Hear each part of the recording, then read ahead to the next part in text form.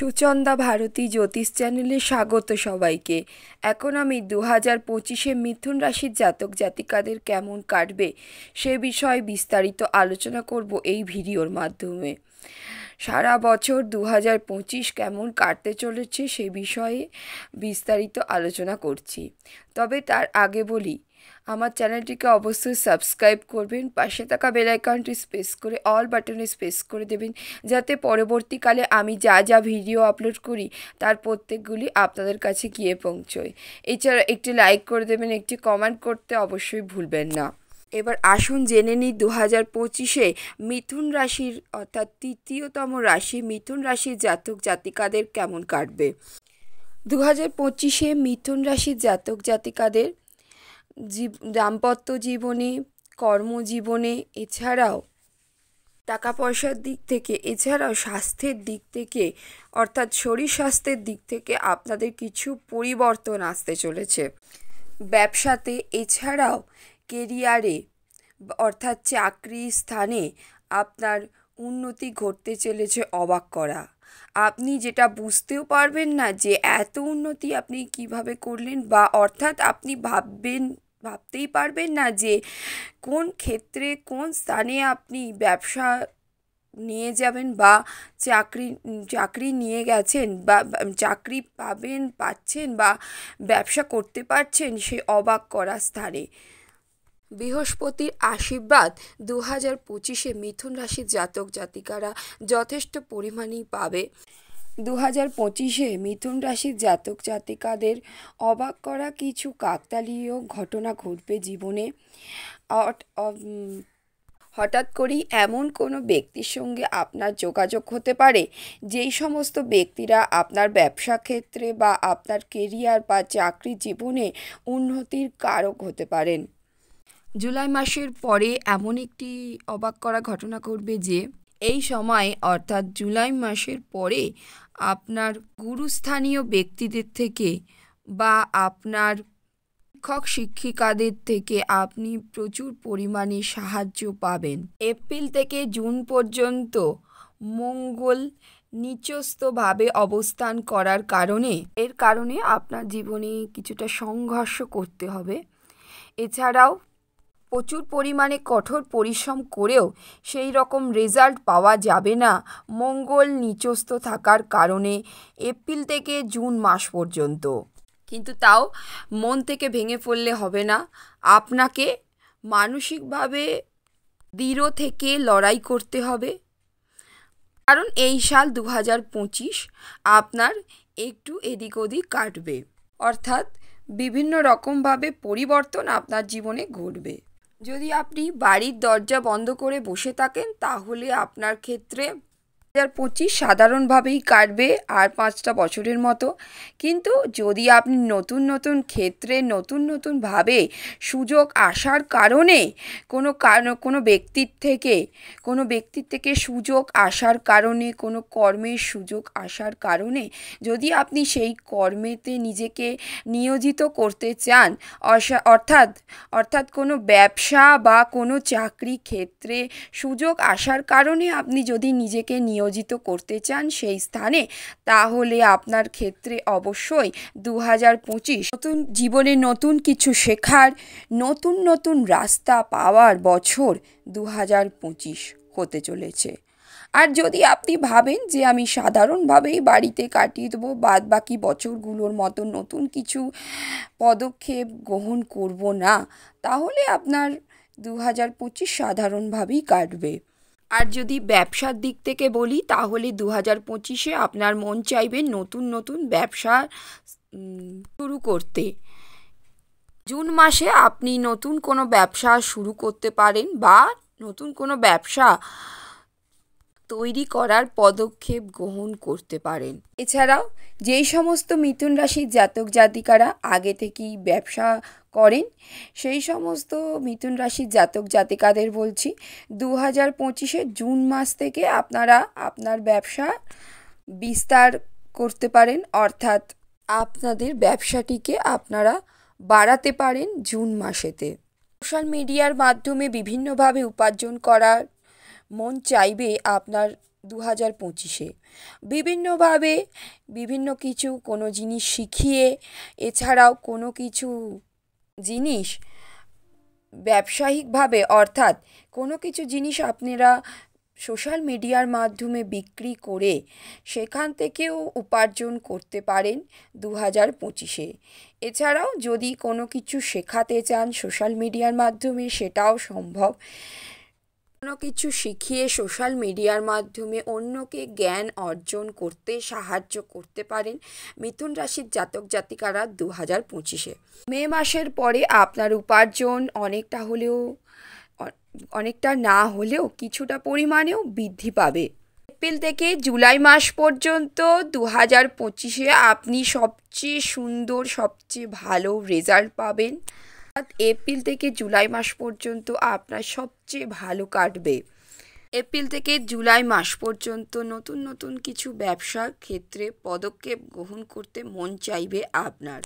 তবে 2025-এ October November মাস খুব একটা ভালো কাটবে না মিথুন রাশির জাতক জাতিকাদের ক্ষেত্রে। পারিবারিক জীবনে কিছুটা অশান্তিসূচক হবে অক্টোবর নভেম্বর মাস। যারা সিঙ্গেল আছেন তাদের ক্ষেত্রে কোনো রকম অসুবিধে সেই রকম হবে না। যারা বিবাহিত তাদের ক্ষেত্রে একটু বেশি অশান্তিসূচক হবে মে মাসের পরে।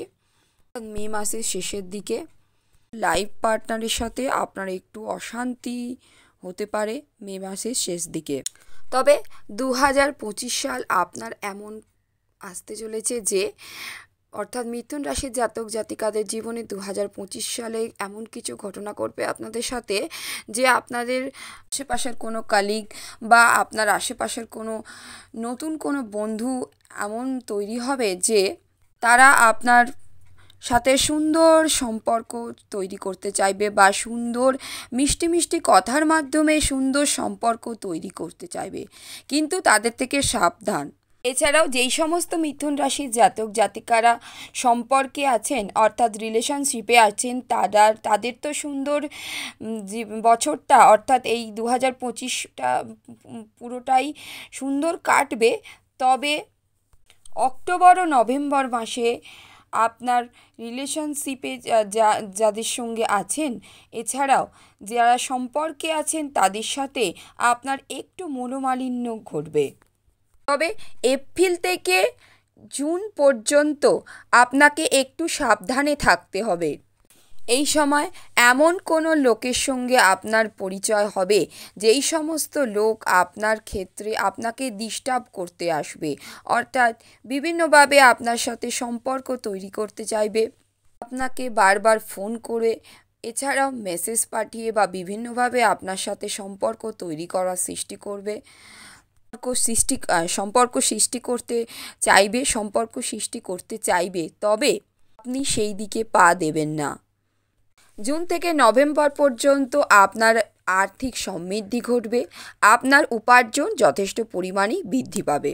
পারিবারিক দিক থেকে বললে পারিবারিকভাবে সুন্দর কাটবে। পুরো পরিবার একসাথে বিভিন্ন জায়গায় ঘুরতেও যেতে পারেন, ঘুরতে যাওয়ার সুযোগ আসবে।